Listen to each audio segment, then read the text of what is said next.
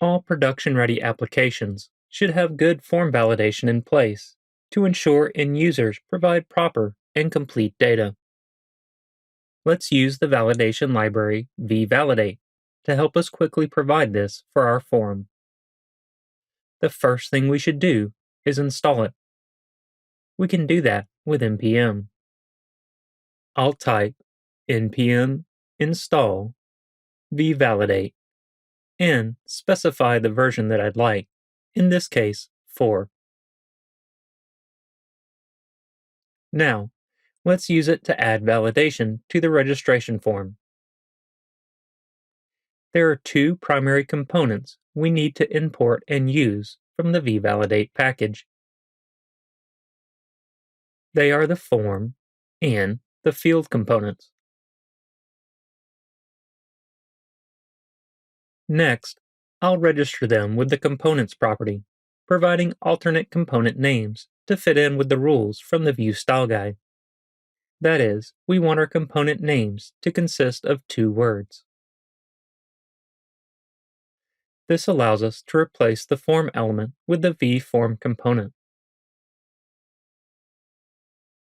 The difference is that now the form submit event won't fire until the form has passed validation. Also, we no longer need to add .prevent to the submit event, as vValidate already assumes we want to handle the form submission ourselves, instead of letting the browser handle it in the default manner. Likewise, let's also change out all our inputs for vFields. I'll start with the name input. It's also important that we provide the name prop, as this is how vValidate knows how to identify the field. I'll call it name to match the input ID and the vModel. We'll do the same for username and email, password, and lastly, the avatar.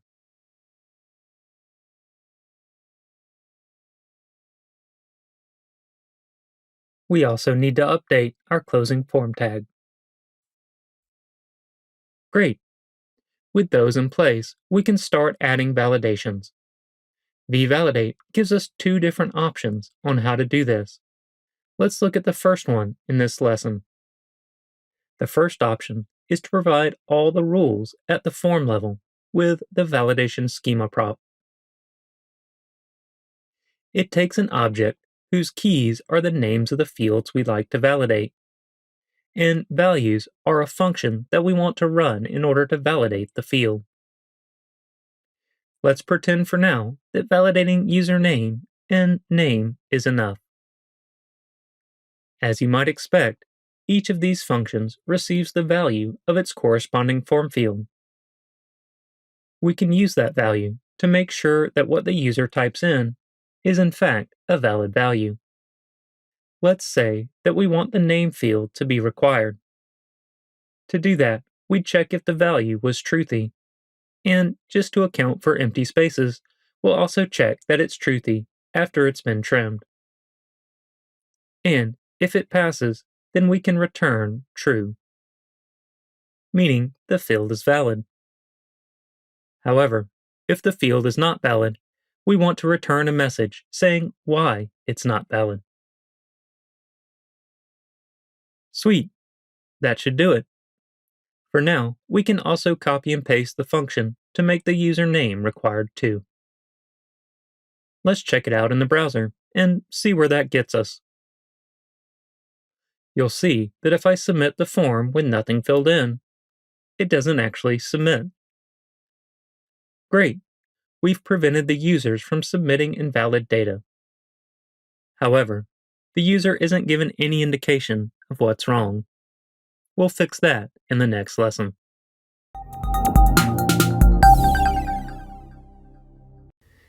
In this lesson, we need to display an error message when a field fails validation. Let's pull in another vValidate component that will help us out here, the error message component. I'll also prefix it with v, even though it already consists of two words. That way, it's more apparent that it's coming from the vValidate library. Now, we can use the component to display the error message for the name field. I'll do so right under the name field.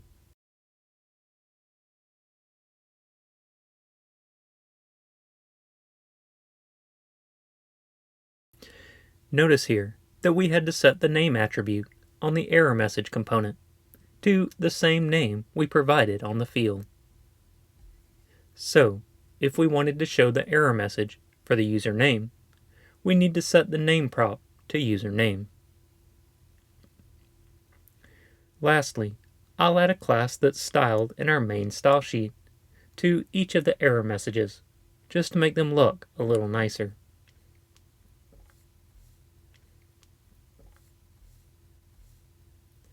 In the browser, before I do anything, the error messages are not displayed.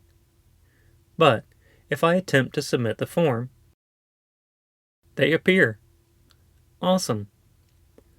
Also, after I do provide a valid value and blur the field, the error disappears. I mentioned previously that there are two ways to provide the validation rules to vValidate. So far, we've provided them at the form level. Let's look at the other option now, that is, providing rules at the field level. First, I'll copy the function that makes a field required. Then, I'll remove the validation schema altogether. And, on the name field, provide a rules prop where I'll paste in the function.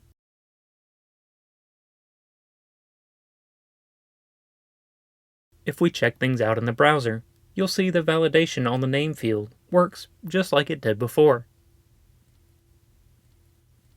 However, we've now lost the validation on username. To fix this, we can turn the required function into a method.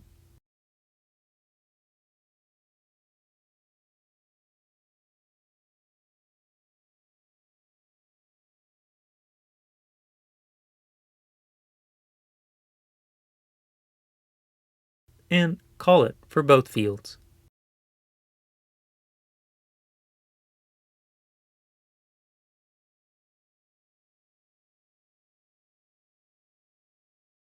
Great, this works.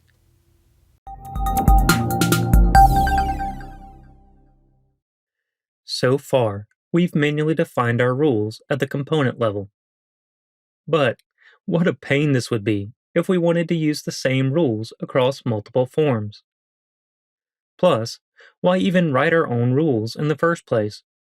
Form validation is a very common thing, and a lot of rules are very common amongst all applications, including the rule required.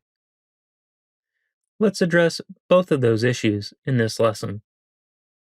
I'll start by creating a plugin for vValidate.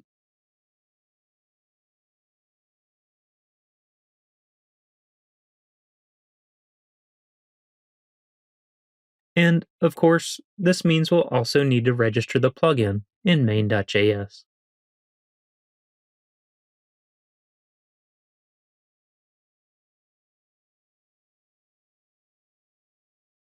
Now, back in the plugin, we can import a function from vValidate called defineRule.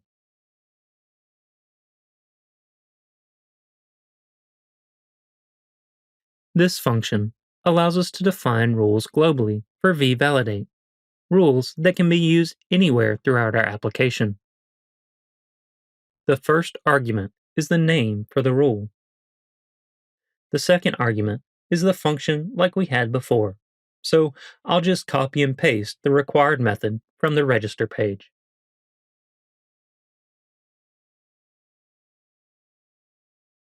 Now, we can delete the required method from register.view.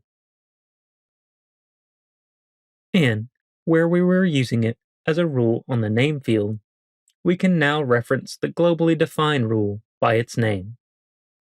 I'll do that by removing the colon from the prop. Now, the value of rules evaluates as a string. Let's do the same thing for username. Now, if we check things out in the browser and attempt to submit the form, sure enough, we get the same validation errors as before. But now our required rule is available across our whole application. To prove it to you, let's add validation to the login form.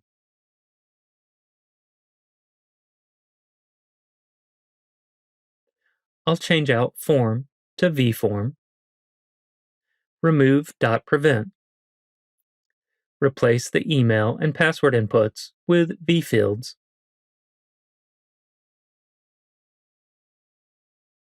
I'll also add the names to the vFields.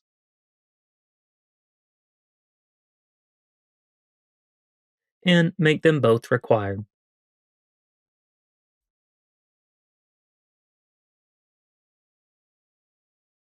Notice, we didn't have to create any kind of required rule here in the sign-in page. Instead, we're referencing the globally defined rule. Let's also provide the error messages for each. Lastly, we need access to the field, form, and error message components. We could import them directly into the sign-in page component, just like we did before. But since we'll be using them throughout the application, let's go ahead and use our new plugin to register them globally. So, in vValidate first we'll import them.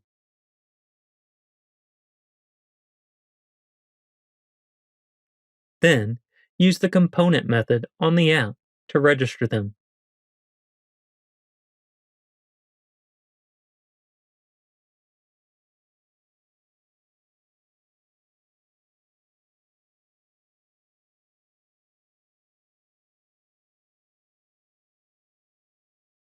Cool. That also means we can remove the manual import over in register.view.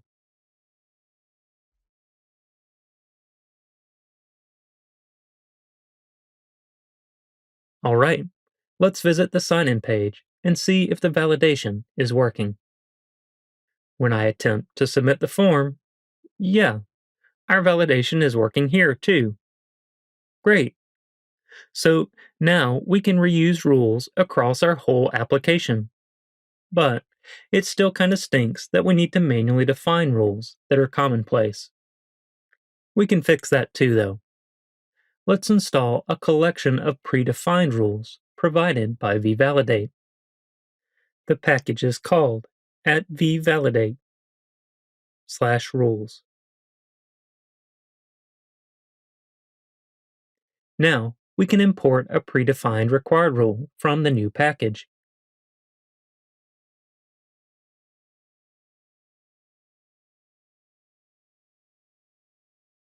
And replace our manual implementation with the new rule.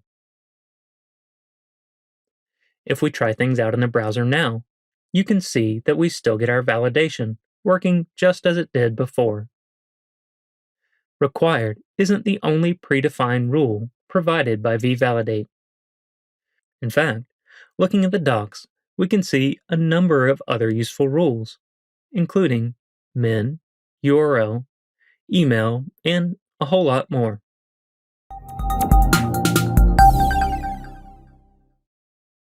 In many cases, one particular form field will need to support multiple validation rules. For instance, the email field should be both required and a valid email. How can we assign multiple rules to a single field with vValidate? First, let's globally define an email rule. We can use the predefined one from the vValidate rules package.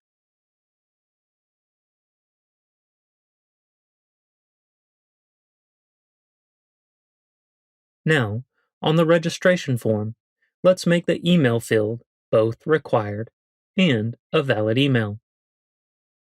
We have two options on how to do this. We can either provide an object where the keys are rules, like this.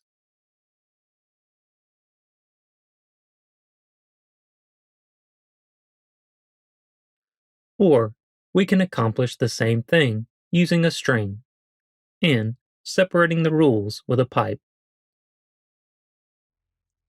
Lastly, we'll insert the error message.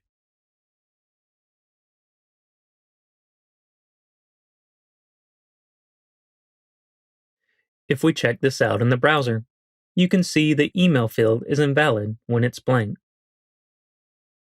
Not only that though, if we provide an invalid email address, it's still invalid. It's only after we provide a valid email address and blur the field that the error goes away.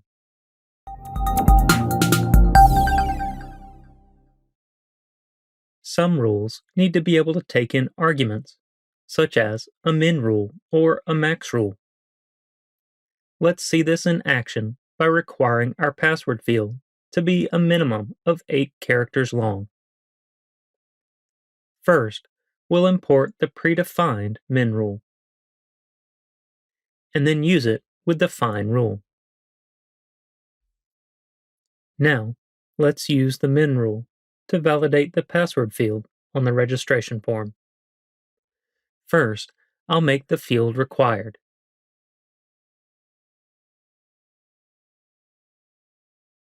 Then, I'll use the pipe to also use the min rule. But, how do we inform the min rule what the minimum length should be? Once again, we have two options. If we're using the string format for our rules, like we're doing here, we can separate the argument from the rule with a colon. On the other hand, if we were using the object syntax for the rule, we could provide the argument as the value of the object's property.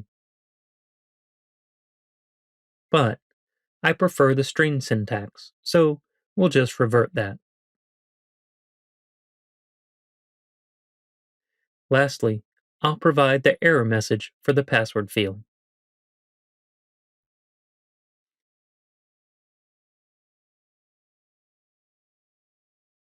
In the browser, we can attempt to submit the form. When we do, we get the error message on the password field. Now, I'll provide a password that's too short, and after blurring the field, the error message remains. But if I make the password longer and blur the field again, the error message disappears.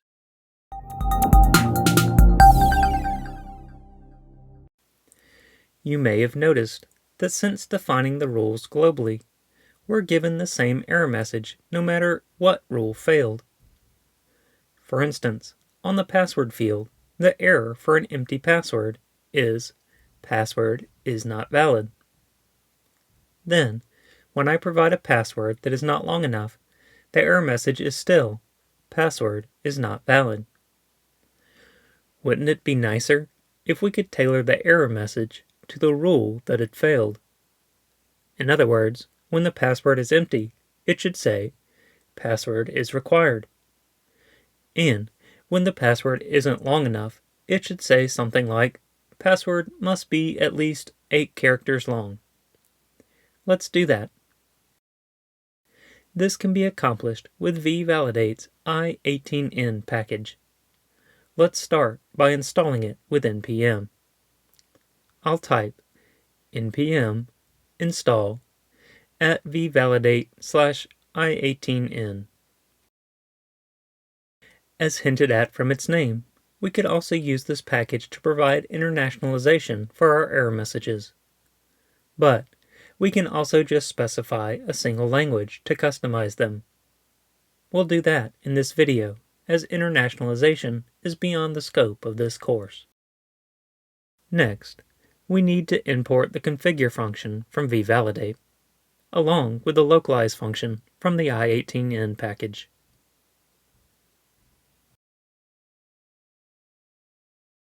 Then, we can call the configure function and pass it the generate message option. Here, we'll call localize, passing the language as the first argument. and an object with a messages property as the second argument. Now, under messages, we can map rules to messages. For instance, required will say, this field is required.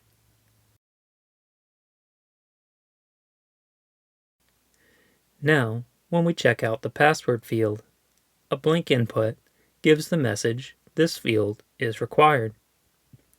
But if I type in a few characters and then blur the field, the message changes to, password is invalid. Nice. Let's customize the message even more.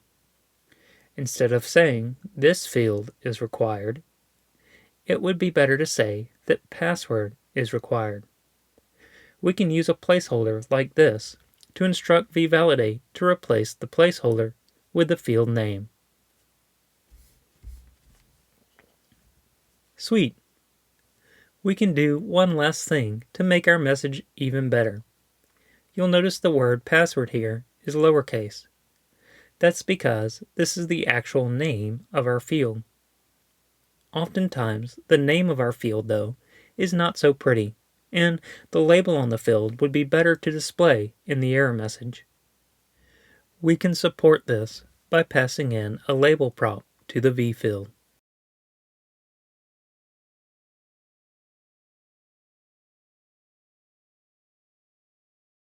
Yeah, I like that better. Now, let's provide messages for the rest of our rules. Email is pretty straightforward. Field must be a valid email.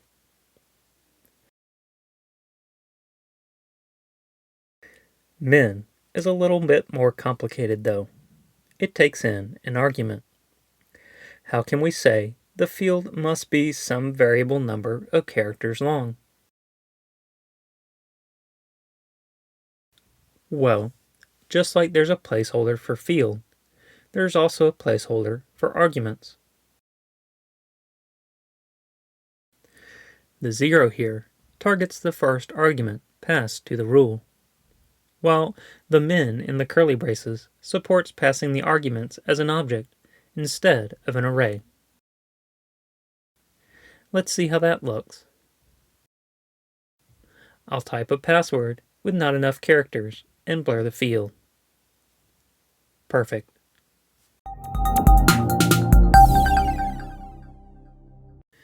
Sometimes, you might need more information from your backend to be able to completely validate a field.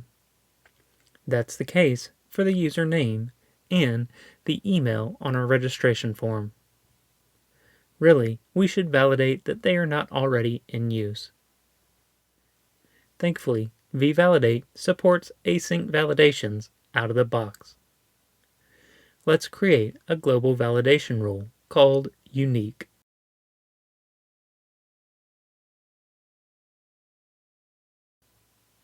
And we'll make it async so that we can wait for some data from the Firestore.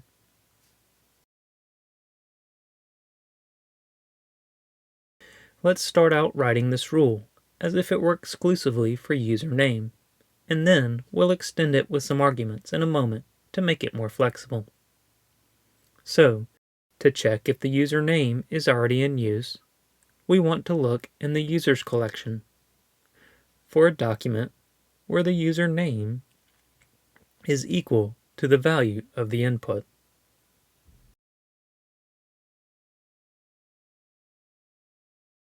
And we can use the get method to fetch it only once. Let's go ahead and import Firebase as well.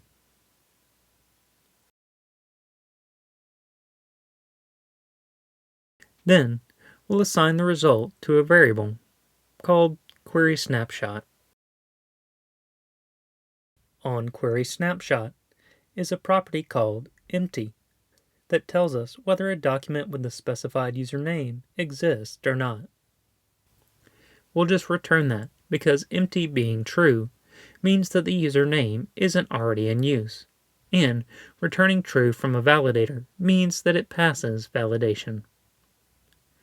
Lastly, let's define a message for the unique rule.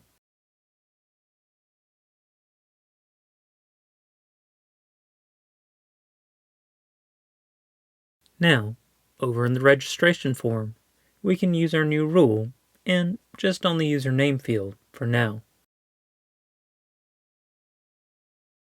Great, let's see how that looks. When I type in any username and blur the field, the required error disappears. But if I provide the username that I've already registered with and blur the field, we get our new error message telling us exactly what's wrong. Great, this is perfect. Let's make the unique rule more flexible now. That way we can also use it on the email field or in the future any other field we'd like to use it on. Looking at our rule, the two things that could be variable are the collection that's being searched through and the field name. Let's turn those into rule arguments. We can access the rule arguments via the second parameter on our validator function. Then, we'll use array destructuring to get the collection and the field. Then, we can use those in the Firestore query.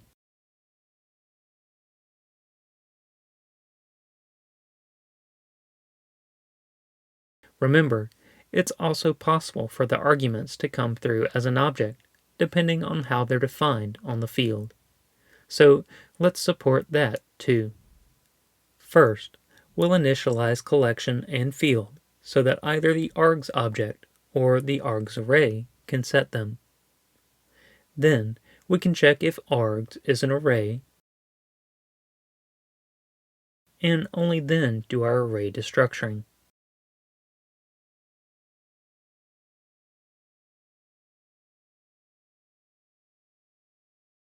Otherwise, we'll destructure the variables from the object.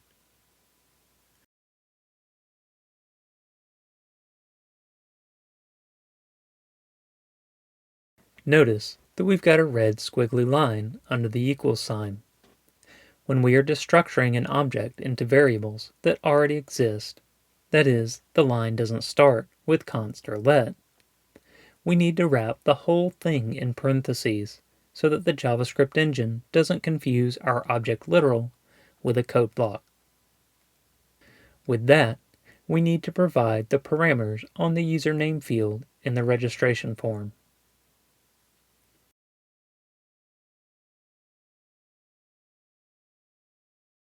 However, now we can also use the same rule on the email field.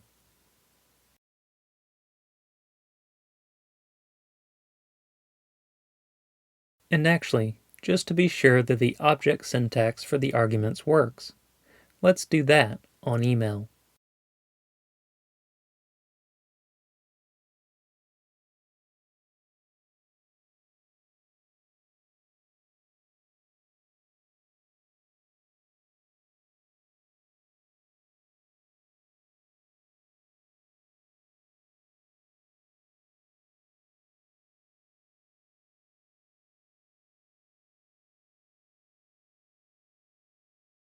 Alright, let's check it out in the browser. Providing my username still causes the error. And now, filling out the email field with my existing user's email also throws the error. Perfect. Once again, I'll take the rules back to the string syntax, as that's just my preference.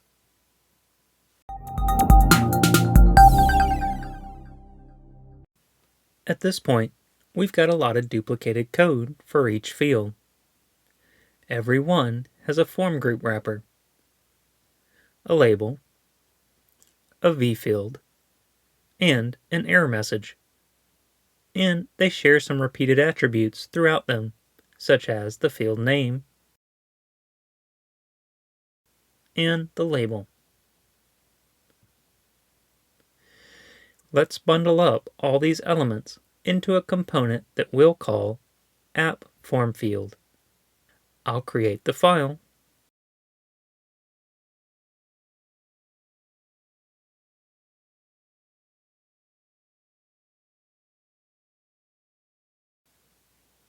paste in the markup and just reformat it a bit. Now, we can take in the field name and the label as props.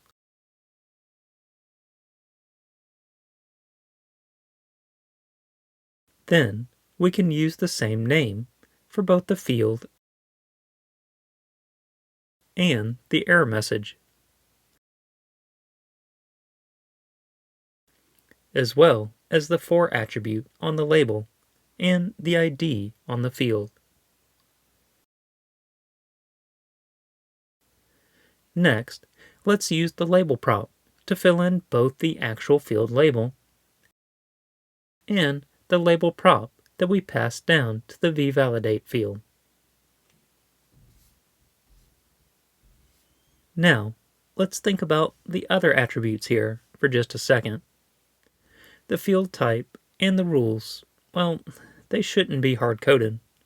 We don't want every field to be of the same type or have the same rules. Instead, let's make those dynamic by binding all the component attributes to the field. This way, each instance of AppFormField can provide not only its own rules and type, but also any other typical form input attribute, such as placeholder or disabled. On the other hand, the class attributes on the field and the error message are perfect as is, as they provide consistent styling for our fields. Now, there's one last thing we need to deal with. That is the vModel. Let's make it so that we can use the vModel on our component, just like we used vModel on the vField. To do that, first we need to take in a model value prop. Then we'll provide that model value as the model value on the vField. Lastly, we'll listen to the input event on the vField and emit a model update event with the value of $event. Alright, I think our component is ready for prime time. Let's use it to power all the form fields now on the registration form. First, I'll replace all this markup for the form field with our component.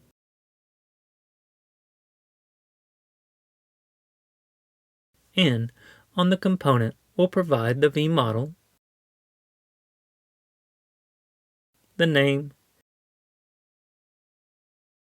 the label, and the rules.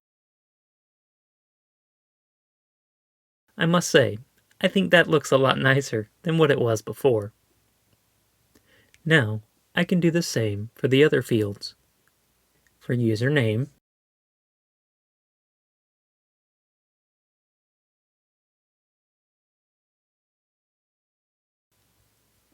for email,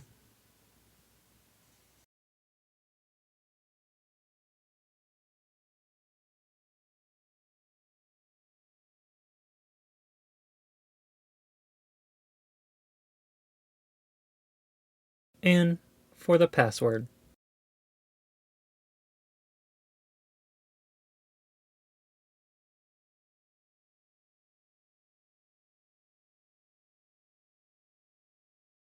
Lastly, avatar is a bit more complicated, so let's just leave that one as is for now.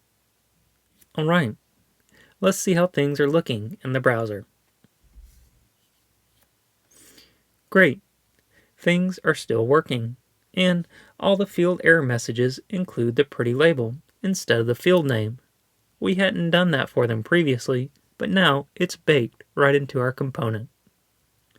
On top of that, we've also dried up our code and made things a lot more readable. Awesome. As of now, our app form field component can only handle input fields and not other kinds of fields like selects. But we haven't had a use case for selects yet, so let's not cross that bridge until we have to. It is important when building real-world applications to have forethought and build scalable code. However, it's also important to not over-engineer things and waste time writing code that will never even be used.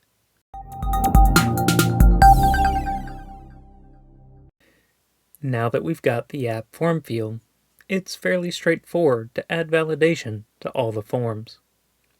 Let's update the login form to use the new app form field. We already started implementing vValidate here, so we just need to implement the app form field now. First, I'll remove the bulky markup here and replace it with our handy component. I'll do it for email and then for password. Over in the browser, we can visit the sign-in page, hit login, and yeah, our validation is still working. Let's log in to see what other forms we should add validation to. Alright, let's tackle the Start a Thread form. We'll open up the threadeditor.vue file, which powers both thread create and thread edit pages. I'll start here by changing form to vform and removing .prevent. Now, the first input will be simple. It's just a normal text input. And we can make the field required. The second is a little bit more difficult because it's a text area and our app form field is only set up thus far to handle regular inputs. So how do we handle this? Well, the field component from vValidate actually takes an as property where we can specify what kind of field we want. So because we've bound the adders to the v field, then we can use the as attribute on our component as well.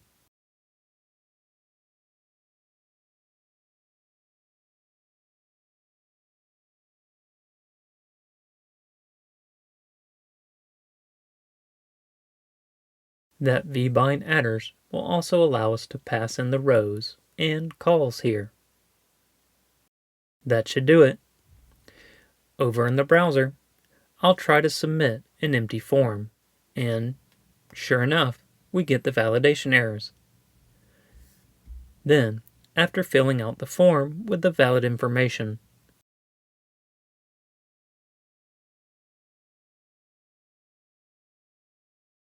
it submits as it should. Great. Now, let's try to edit the thread. I'd expect that this will work too, since the form edit page shares the same form that we just added validation to. If I clear out the title, sure enough, we get our validation error. Now, we can quickly do the same for the post editor component. We'll change form to vform and remove .prevent. Then, we'll use the app form field. I'll leave off the label here, as it just doesn't look right in the layout and wasn't on the original form. Now, in the browser, when I try to submit an empty post, the validation catches it. You'll notice, because we didn't pass the label, the error message component falls back to the field name. But I think that actually works out pretty decent here. After I fix the text and submit, the post is added to the thread. However, the validation error message shows up again. That's because we're resetting the text to an empty string, and that's confusing vValidate. Let's force the vform component to re-render so that it doesn't think that it's already been focused once before. We can force the form component to re-render by giving it a key attribute, which we can initiate to some random thing.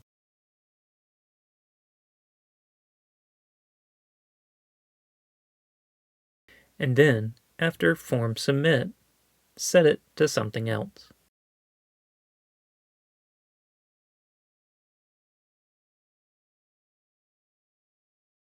Now, when we do the same thing as we did before,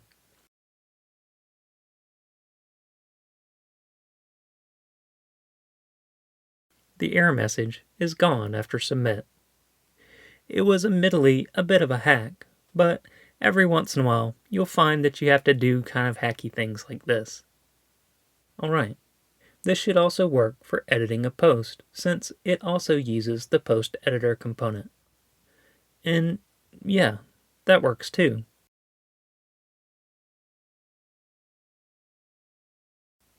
Alright, I think the last form without validation is the profile edit form. I'll knock that one out behind the scenes and let you code it up for your application on your own. It'll be some good practice and will really help it stick. I'll warn you though, it does have a trick to it for the username and the email field when using the unique rule on it that will require a slight modification to the rule itself. But I have faith in you. If you need any help, feel free to take a look at the source code for this lesson, as the complete solution can be found there.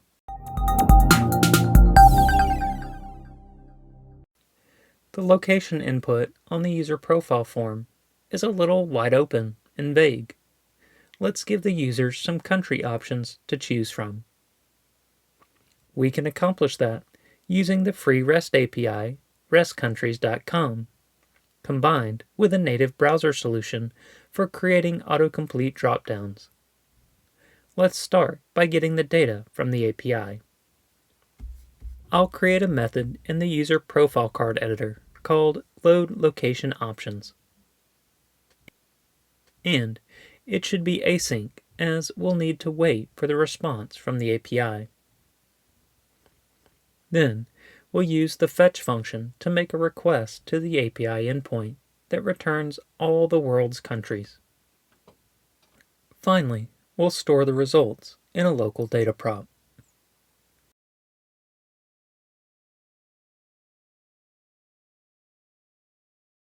This, of course, means we'll need to define the location options data. And I'll initialize it to an empty array. For now, let's call this function in the created hook, fetching the countries as soon as the component is created.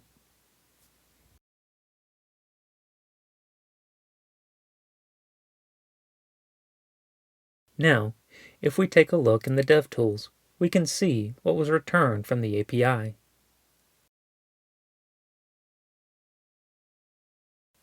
We've got an array of countries, and each individual country has a number of interesting properties, like some country codes, a flag, and a name. What I want to do is use the common name of each country to make up the options. Cool. So now we just need a way to show the options to the user as they type into the location's input. To do that, we can provide a data list under the location's input. Give it the ID locations, and use v-for to loop over all the location options.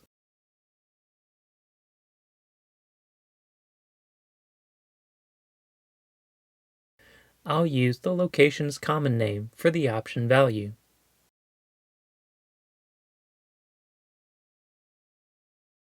And use the same for the key. Lastly, I'll remove the closing option tag, as it's optional. Now, in order to link the location text input with the data list, we need to provide the list attribute to the input. It should match the ID on the data list. With that, we should have things working. Sweet. Typing a country name in the input provides the user with some options to choose from. And they still have the option to provide their own thing if they'd like. That's so great. It's worth clarifying that this is not a feature of vValidate. The data list element, as well as linking it to the text input with the list attribute, is a native feature of the web browser, and you can use it anytime you'd like. Let's do one last thing to improve our locations input. Right now, the request to get the location options is being made whether the user intends to use them or not. You can see how the request is being made on Page Load in the Network tab. Let's only load them in once we know the user is likely to use them. We can do that by listening for the mouse enter event on the input, and only load in the locations once the user has put their mouse over the location's input. Also, so that we don't reload all the locations every time the user hovers over the location's input, let's modify the load location options function to return early if the load options already exist. Lastly, we can remove the created hook.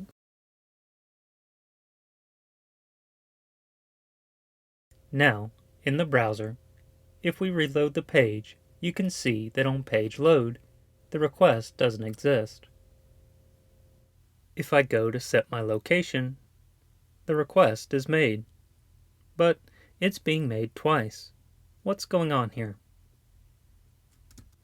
The issue is that in app_formField.view, the event listener is being added to both the v field and the form group because it's the root element. In order to prevent this, we need to set the inherit adders option to false. That way, the event listener and any other attribute provided to the component will not be added to the root element. Instead, we'll let that vbind adders handle everything and bind all the attributes and event listeners to the v field. Now, if I go to set my location in the browser, the request is made only once, and the options appear just in time for us to use them. In conclusion, we could actually query the API directly as the user types, passing the API the input's value and then only getting back the relative results. However, I chose not to do that as the payload for all the countries really isn't that large, and didn't cause any performance issues just loading them all in. Most importantly, this allowed us to let the browser native data list do the filtering for us without any extra work on our part. This approach won't always be the correct solution, but for smaller payloads that are guaranteed not to grow, like our countries, it can work well.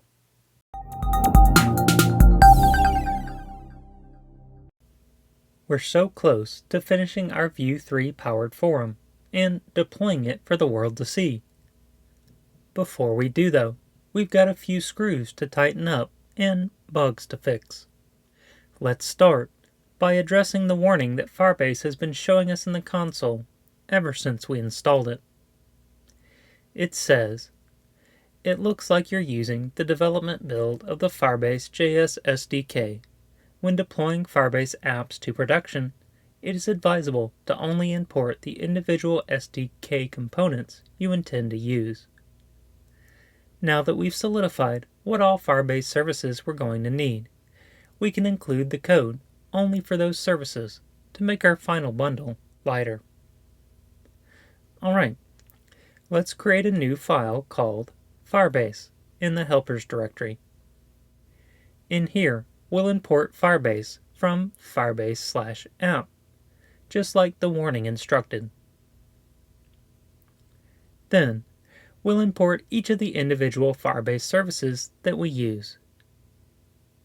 That is auth, Firestore, and storage. We'll also export Firebase by default.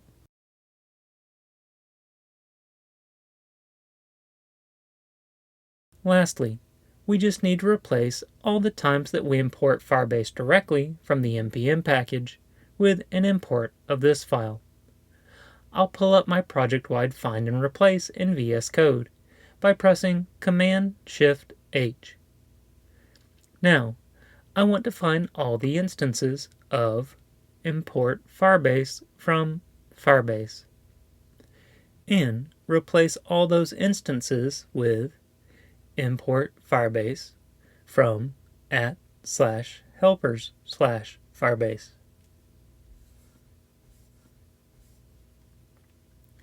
Awesome. Now, back in the browser, we can see that the warning is gone. And clicking around a little bit, everything looks like it's still working. Great. Next up, let's clean up the thread's replies count. Right now, if we create a brand new thread, you'll notice that the replies count doesn't really make sense. It says 0 replies by 1 contributor. That's because in the original seed data, we weren't adding the thread author as a contributor, unless they'd actually replied to their own thread, which makes sense. But since we've started creating new threads via the application interface, we've been adding the thread author as a contributor on thread create. Let's fix that now. When we dispatch the create post action from the create thread action, let's add a property to the post called first in thread. Then, over in the create post action, let's check to see if first in thread has been set on the post.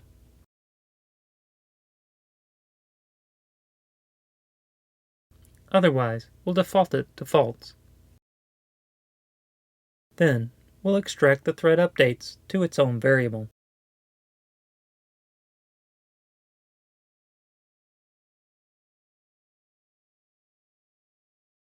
And then, only if the post is not the first in the thread, append the auth ID as the contributor.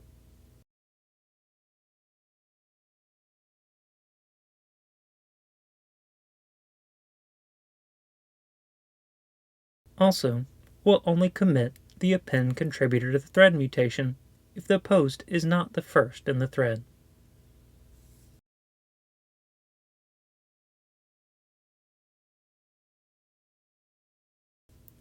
Now, this means that sometimes the contributors property on threads won't be set. So let's amend the contributors count on the thread getter to return early with 0 if contributors doesn't exist.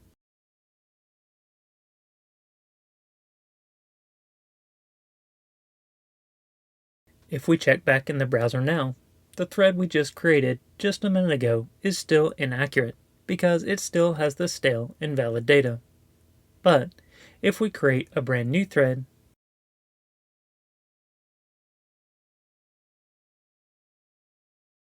everything looks good. I'll also open up this incognito window where I'm logged in as a different user and reply to the thread we just created.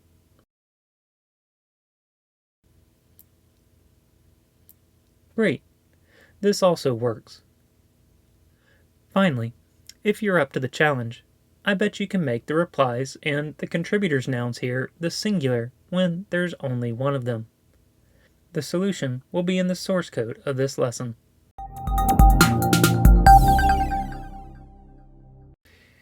In this video, let's finish cleaning some things up.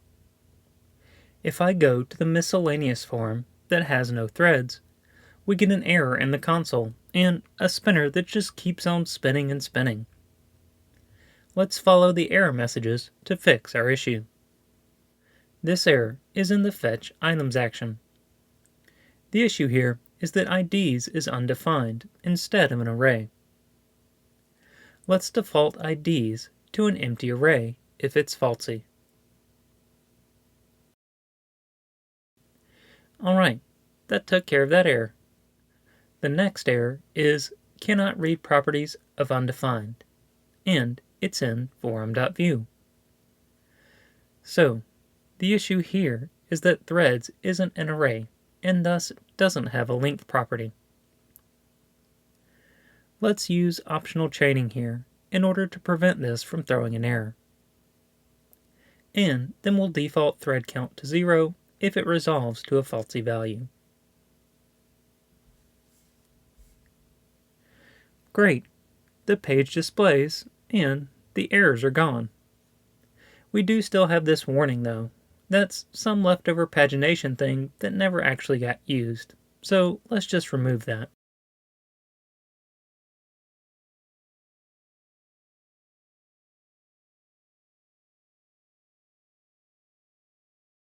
Alright, now our console is clean and the page is loading. But the list isn't very pretty. Let's provide a message for the threads list when it's empty. Something like no threads available. In threadslist.view, I'll wrap the list of threads with a div with a vif on it that checks if there are any threads.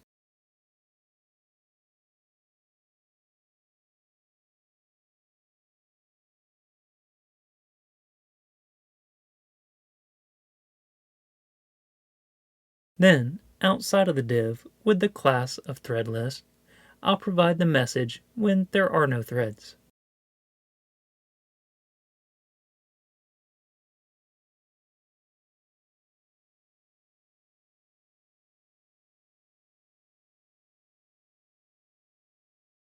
I chose to put it outside the threadList div instead of using the v-else inside that div, just for styling purposes, so don't overthink that. It's really nothing fancy.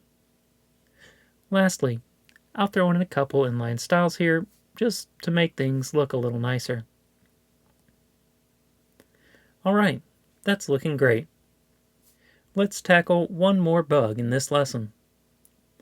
I've reseeded the database and created a number of posts numbering them 1 to 10. If I visit my profile page directly, you can see that these show up in descending order. And this is correct, as this is the reverse order that I made them in. But now if I navigate to the thread that some of those posts were made on, my posts show first, even though Rolf actually started this thread, and his post and Blossom's post should be first. Not only that, but if I refresh this page, and you can see what it's supposed to look like, but then I visit my profile page, you'll see the order here is now messed up. Let's fix this by clearing out the existing post items in the store between pages. To do this, I'll first create a mutation in mutation.js called clear items.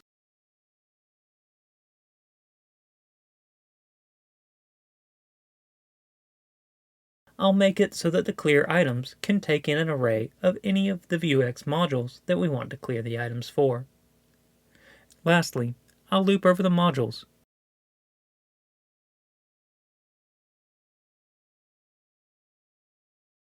And reset the items in each.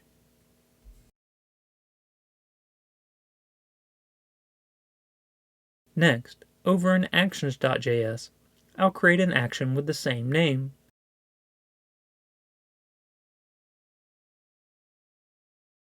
and payload. And just commit the mutation. This might seem a little unnecessary, but I want to keep up the practice of only calling mutations from within the store, and using actions in other parts of our codebase. Now, we can add an after each route guard, where we can dispatch our new action.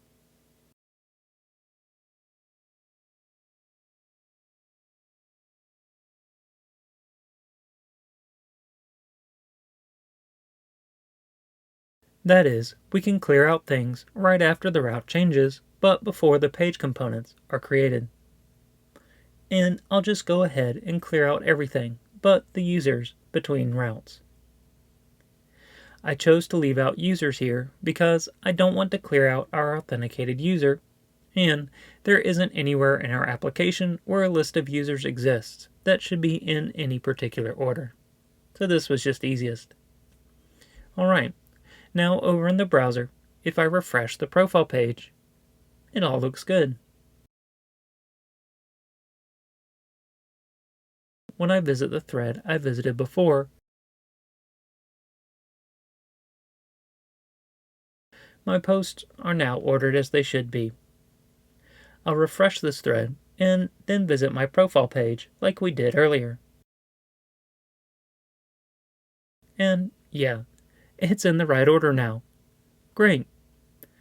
Since we're loading the data for each page in the created hook of that page, there's no good reason to keep any of the store items around between pages, and clearing them out helps our order act more as expected.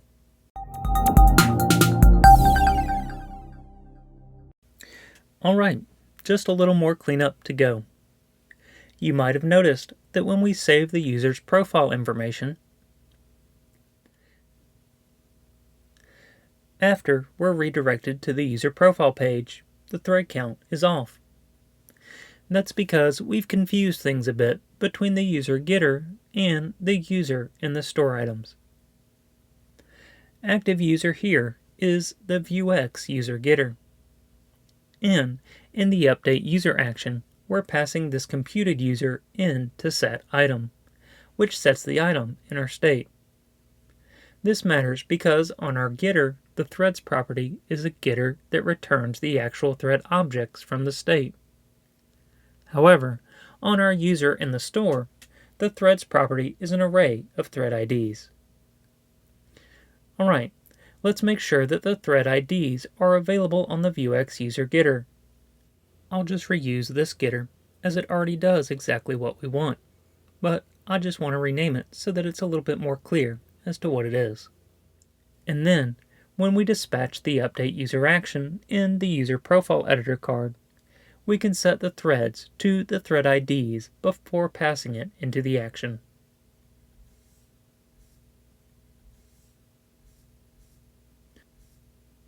I'll update the user profile once more, and yeah, that's better. Since we're almost ready to publish to production, let's also remove all our console logs that helped us during development.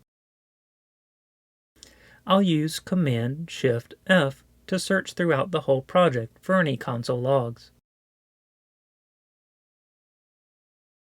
The first ones in the list are actually in the Firestore import.js file, and I want to leave those there as this file is a command line tool for us, and those console logs give us valuable feedback when we run the command. The next is in signin.vue. This one isn't needed, so I'll remove it. You get the idea. There's nothing difficult about this, so I'll do the same thing for all the other console logs off camera, and you can do the same if you'd like.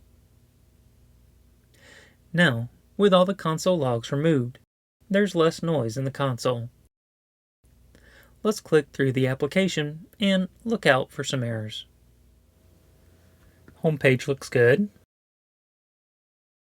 and a form looks good. On the thread pages, we do have this warning, missing required prop label. This is from our app form field, and we're not providing the label for the post.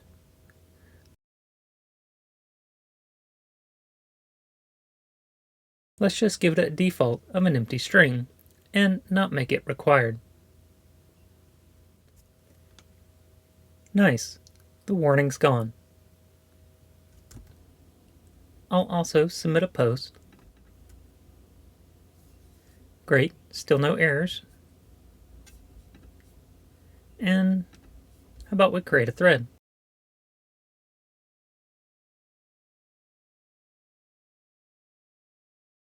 Awesome, no errors there either. And edit it. Still no errors. And let's see. I think that about does it. We aren't getting any errors in the console. Lastly, in this lesson, there are a couple of features on the user profile page that we aren't going to actually implement. Let's go ahead and remove this link here to see only started threads. That's over in profile.vue.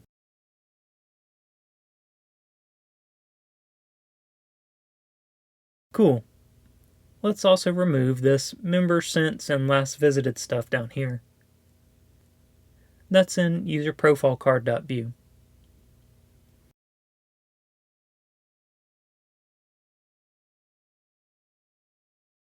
And we'll remove the horizontal rule just below it too, since it only makes sense with the text above it. Awesome.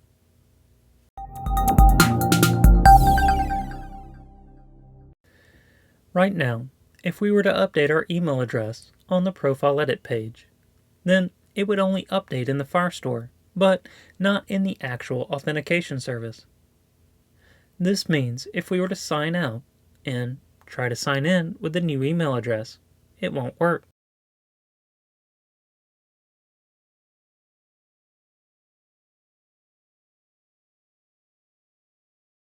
Instead, we still have to use the old email address. Let's fix that. I'll create an action in the AuthViewX module called Update Email. And it will take an email address in the payload.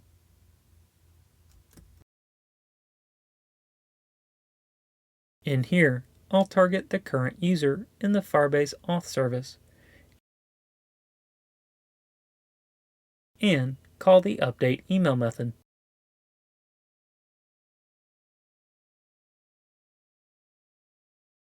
Now, we just need to dispatch this action in the user profile card editor's save method.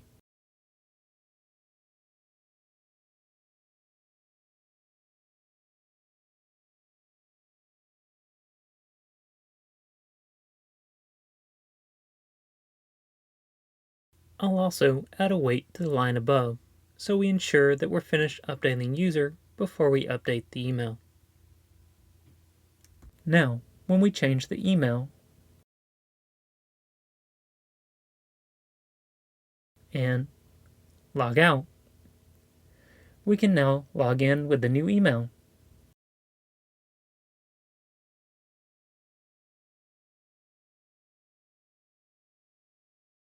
Great.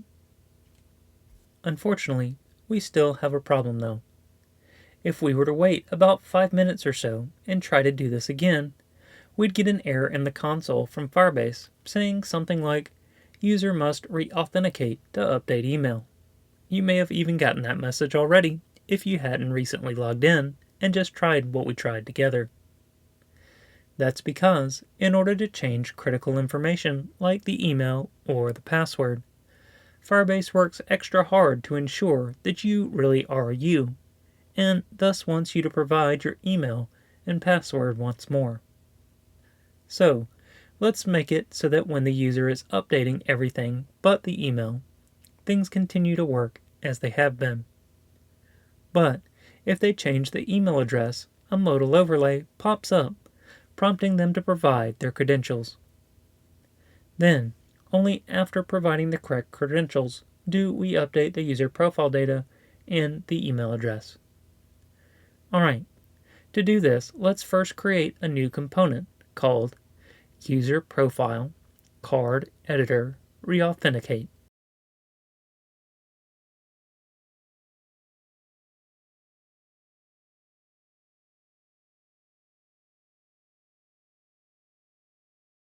In this file, we'll provide the form to gather the user's username and password. I'll start by providing data props to store the entered username and password.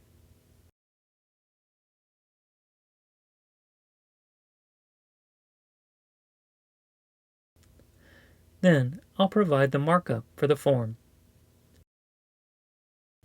We can use the vForm here, as well as our handy app form fields. Now, on submit of the form, we want to reauthenticate the user.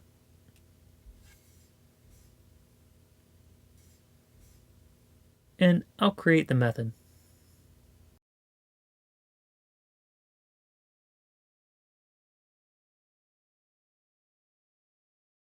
In this method, we'll call an action on our AuthViewX module that we'll create in just a minute, passing in the email and password from the form.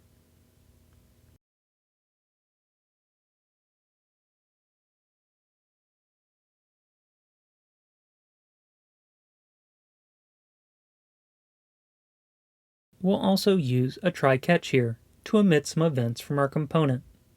That way, when we use the component inside of the user profile card editor, it can respond based on a good or bad authentication.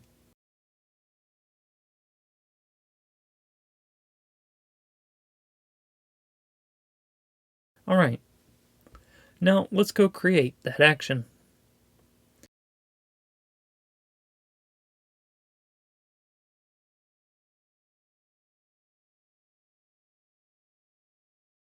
It will need to take in an email and password.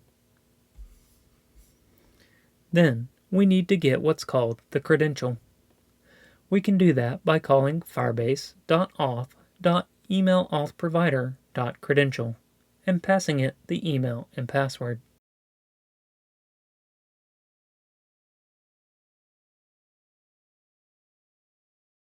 Then we can use that credential to re-authenticate the current user.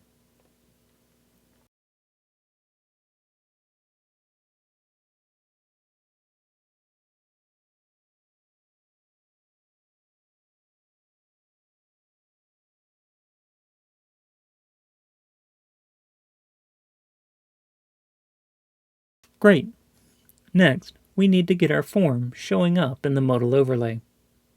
In order to bootstrap this quickly, I'll install Vue Final Modal version 3.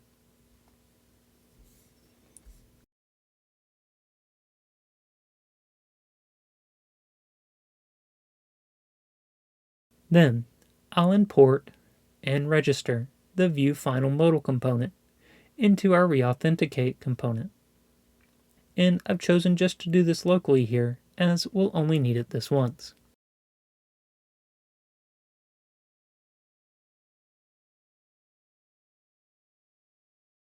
Now, we should wrap our form with the modal.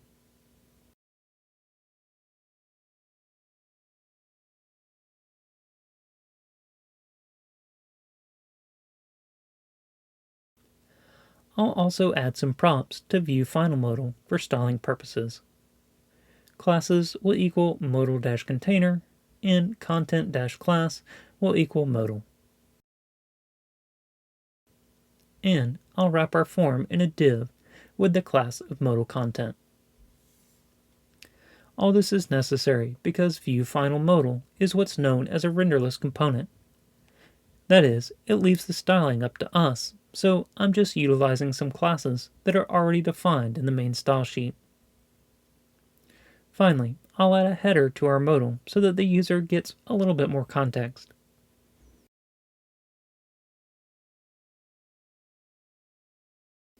Alright, to show and hide the modal, we can use vModal on our Vue Final Modal.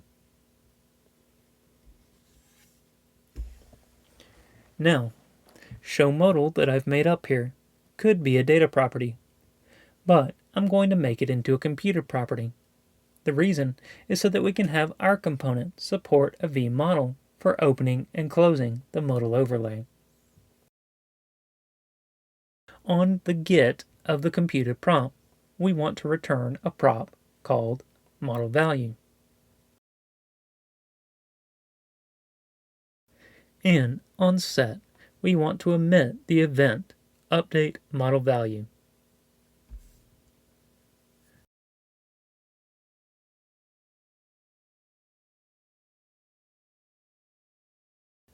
Lastly, we'll need to accept model value as a prop to our component.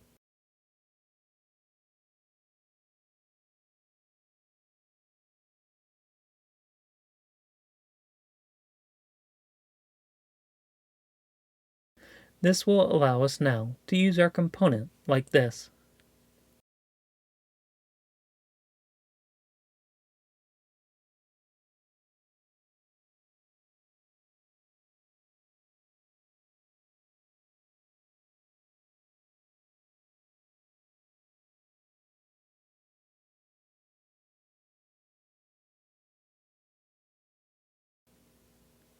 Supporting vModal on our custom components in this manner is a fairly common pattern. Let's also throw some handlers on there for our other two events.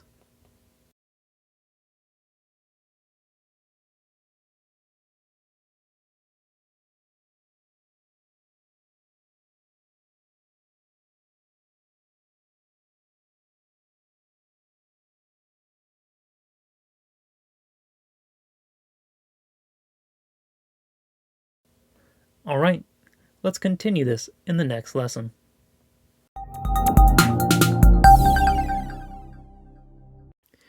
It's time to deploy our project to the world. Instead of using Firebase hosting though, let's use the popular service Netlify. Netlify is a great hosting solution for static sites or SPAs like our forum. In fact, Vue uses Netlify to host the official Vue.js docs. Best of all, it's free to get started and has a generous free tier that you can use indefinitely depending on your needs and the scale of your traffic. If you don't already have a Netlify account, you'll need to create one. Click Get Started for free. If you already have a GitHub account, I'd strongly suggest signing up with GitHub. It'll smooth the process in a minute when we set up continuous integration. Alright, go ahead and pause the video and sign up for your account. I'll meet you back here in a second. Now that you're logged in Netlify, you should be able to see a page that looks something like this. Great. Back in VS Code, in the terminal I'll type npm run build. This will build our SPA into a directory called dist. These are the files that we'll upload to Netlify. Also, you might see a couple of warnings. Don't worry about those for now. They aren't showstoppers, and we'll talk more about those in just a bit. To upload the dist directory, I'll simply locate it in my Mac Finder, and then I'll drag and drop it to Netlify.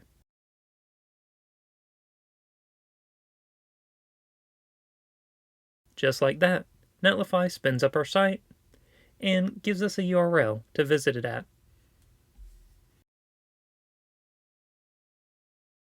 What do you know? Our site is live and ready for action. I'll click around and see if things are looking okay. And yeah, it seems to be working well. However, if we try to visit a page other than the home page directly, we get a Netlify-styled 404 page. That's because our site is an SPA. On the server side, that means there should only be one entry point, the root index.html file. All routing occurs on the client side. Therefore, we need to instruct Netlify to point all the routes to that index.html file. We can do this by creating a file in the public directory called _redirects. This is a special file that Netlify knows how to read. Then we'll provide a rule that essentially says, redirect all routes to the index.html file with a status code of 200. The reason we put this in the public directory is because Netlify expects it at the root of our project, and everything in public will automatically be copied over to the dist directory. Alright, let's run the command again. Navigate to the deploys page in the Netlify dashboard, and re-upload our dist directory.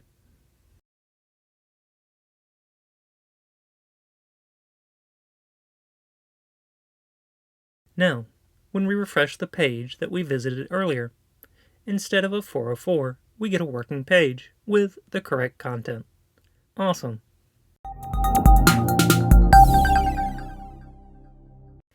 Now that we're hosting on Netlify, let's set up our application to automatically deploy whenever we push new code to GitHub. If you aren't familiar with version control with Git, feel free to skip this lesson. You can easily continue to upload your project as we've done thus far.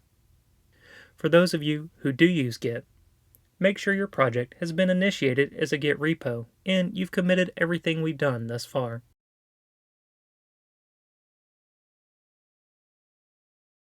You'll need to create the repo in GitHub as well and push your project codebase to it. Alright, I've got my project pushed to GitHub.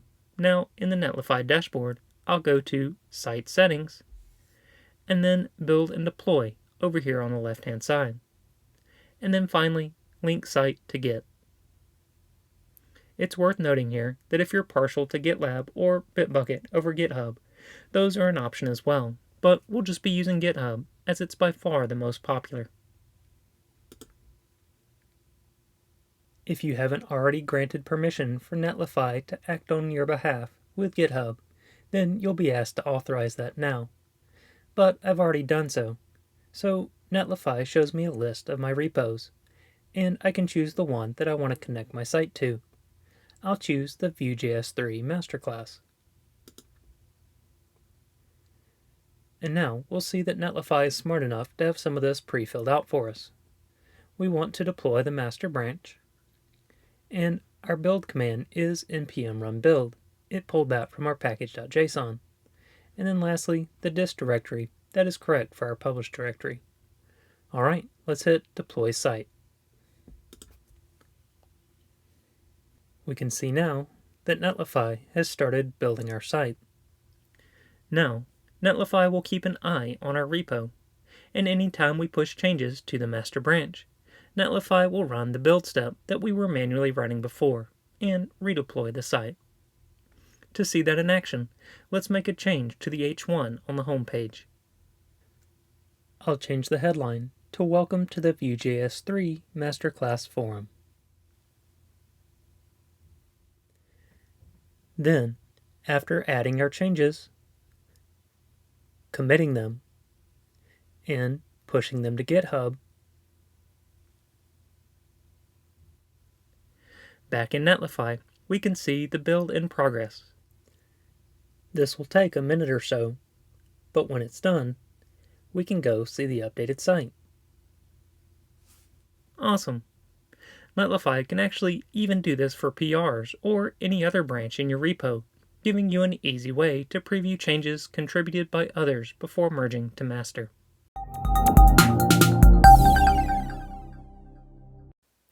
In this lesson, let's briefly look at the warnings produced when we ran npm run build. The first says, Asset size limit. The following assets exceed the recommended size limit, 244 kilobytes. This can impact web performance. And the offending file here is chunkvendors.js. So, whenever we have an issue with bundle sizes, the go-to tool is the Webpack Bundle Analyzer. Let's install it. To do that, I'll type vue add webpack-bundle-analyzer.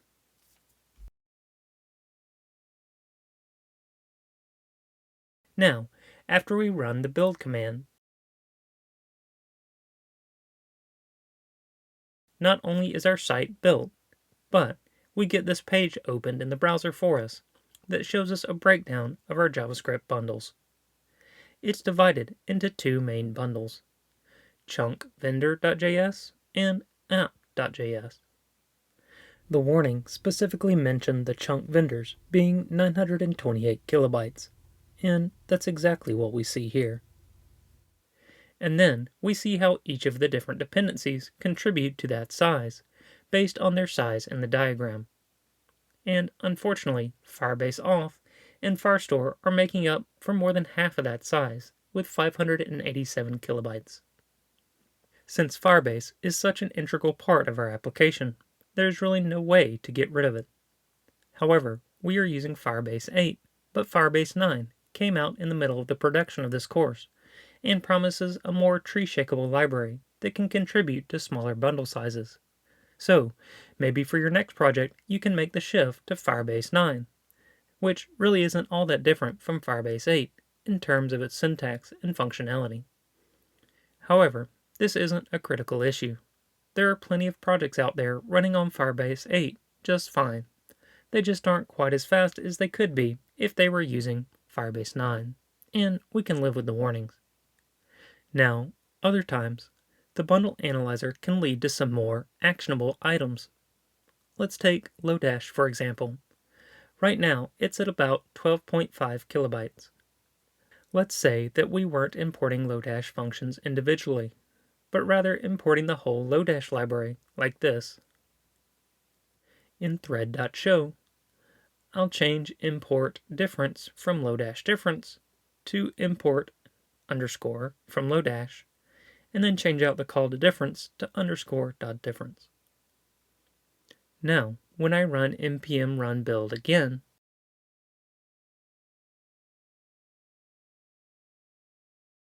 you'll see Lodash is quite larger, at almost 76 kilobytes.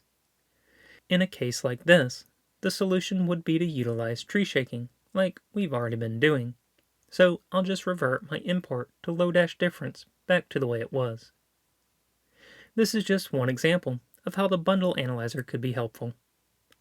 Other times, you might be able to replace whole libraries with a couple of homemade helper functions if you're only using a small subset of features that the library provides.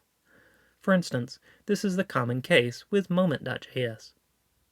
Alright, while we might not be able to chisel down our chunk vendors bundle, there is one thing we can do to optimize our app bundle. Right now, in our routes file, we're importing each of the page components at the top of the file using a typical ES6 import.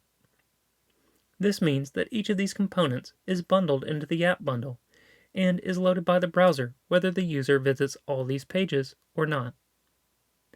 We can fix this by using dynamic imports to only load the page components when their corresponding route is visited.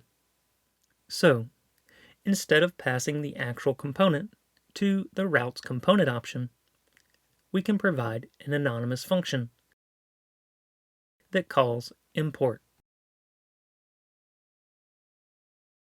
and then takes the path to find the component at. Alright, let's do the same for the rest of the routes. I'll change it for the profile edit page, category, forum, thread show,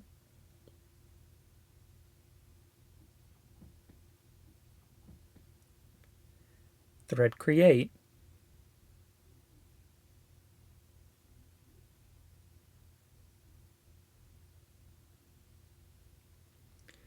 thread edit, almost done, register,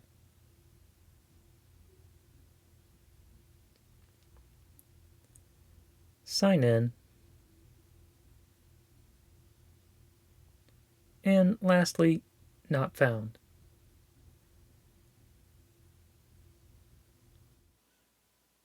Now, VS Code is letting me know that all those imported pages at the top are no longer in use, so we can delete them.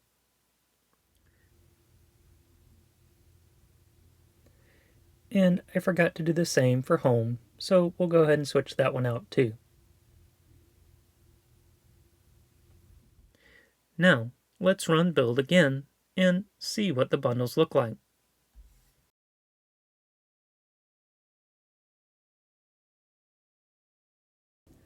This time, app.js is roughly half the size at 35 KB, and we've got different bundles for each of the different page components.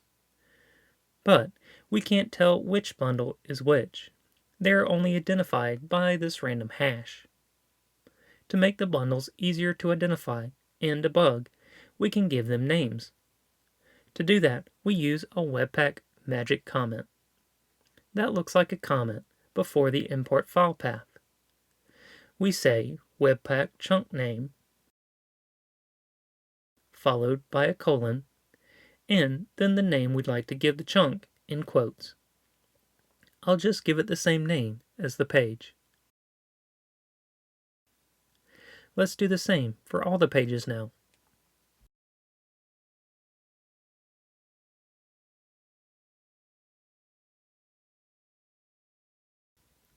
We'll run build once more.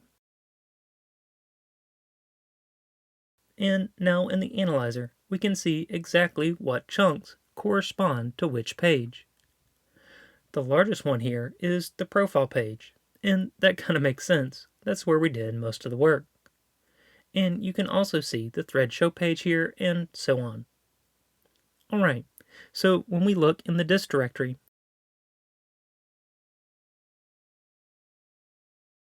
indeed, we can see those files.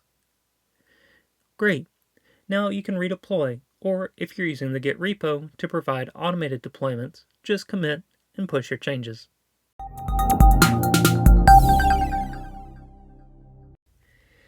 Now that our application is available to the world, let's make sure that sharing our site on social media looks awesome and that it's SEO friendly. To add head tags such as title and meta tags to our pages, we'll use the Vue.use head package. To install it, I'll type npm install @vueuse/head. If we go and take a look at the documents, we can see that Vue.use head provides two different ways of setting head tags. The first is with the composition API in the setup method, and the second is in the template. Let's just put ours in the template because it feels the same as writing these in normal HTML, and it just feels really nice to me. First, we'll import the head component inside of app.vue. The head tags defined in app.vue will be applied to all our pages, and then if we want to override any of them on a particular page, we can. Now, we'll use the head component and add a title tag to our site. I'll make the title Vue.js 3 Masterclass Forum.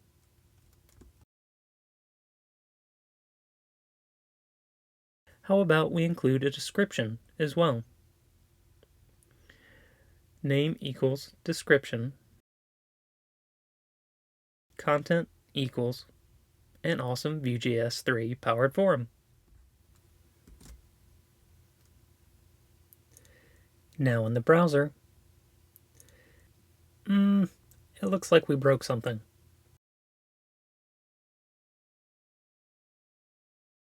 You may forget to apply app.use head.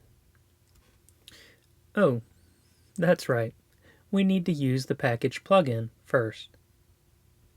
In main.js, I'll import create head from the package.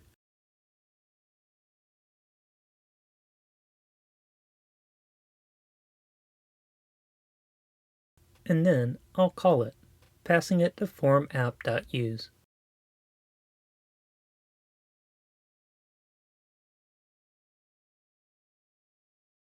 When we check things out in the browser this time, there's no errors in the console, and we have our title tag.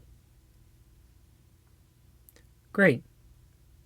Also, if we inspect the elements and look in the head section, we'll see our description. Great. This will be useful for Google search results and so on. Next, since we'll be using this head component throughout our application, let's create a dedicated global component for it called app.head that will be automatically registered. So first I'll create the file.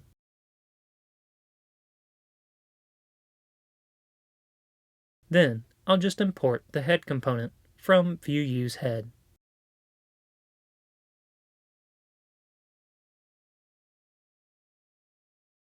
And export it by default.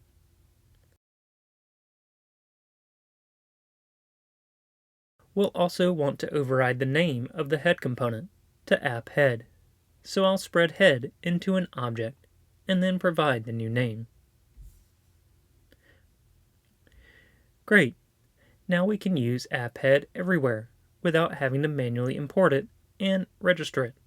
Plus, I'm sure you'll find some handy ways to extend app.head in the future. Let's start by changing out head in app.vue with app.head.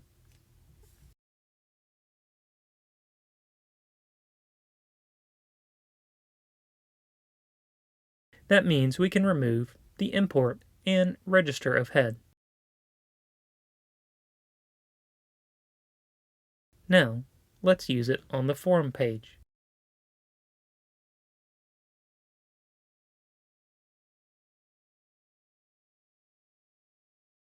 This time, we'll provide a title that's dynamic. That is, the forum's name.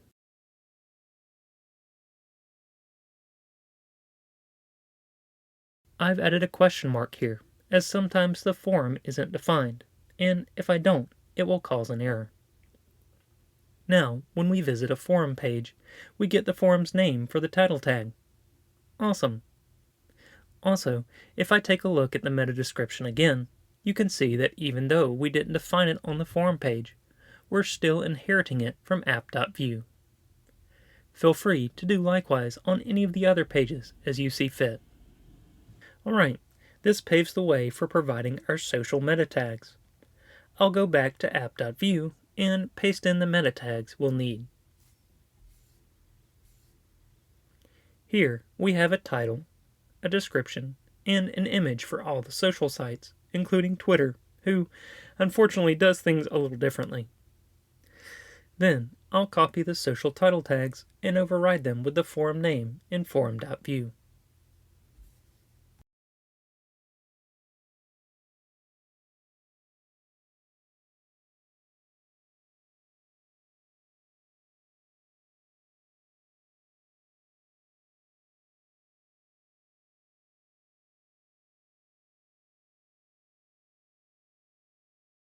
Now, if we go back to the browser, I'll use this handy Chrome extension called Social Share Preview from Placid to see what sharing a page on the site might look like. I've provided a link in the description below to the extension if you'd like to install it yourself. Cool. We've got a nice image, title, description, etc. This looks good.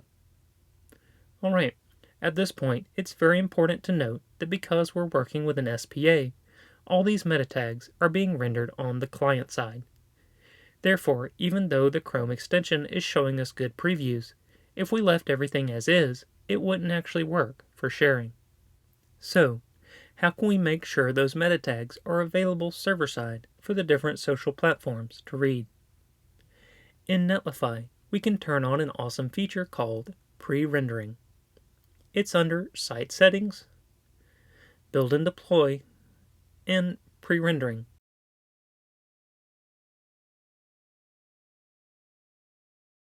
Let's turn that on.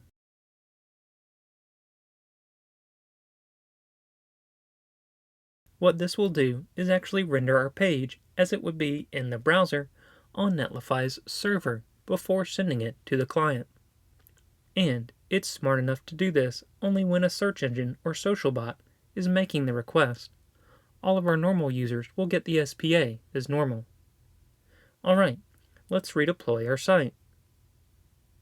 I'm using the automated deployment set up through GitHub, but if you didn't do that, you can drag and drop the folder to Netlify.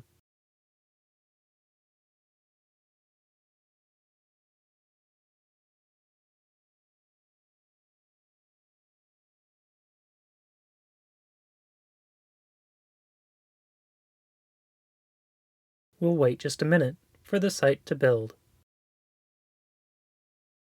Now, we can use the Twitter card validator to see what sharing our page on Twitter would look like. Perfect. We've got everything as we'd expect.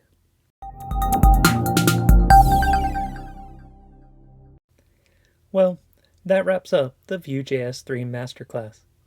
I hope you've enjoyed it as much as Alex and I have enjoyed teaching it. With the concepts and skills you've learned, you're now able to build your very own real-world Vue.js applications and take your development career to new heights. Remember, we also have a number of other courses here at Vue School to help you advance your development career as well. Don't forget to share what you've learned with us and to share what you've built. And if you have any doubts or concerns or questions, feel free to reach out to the team here at Vue School or reach out on Twitter. And I look forward to seeing you in the next course.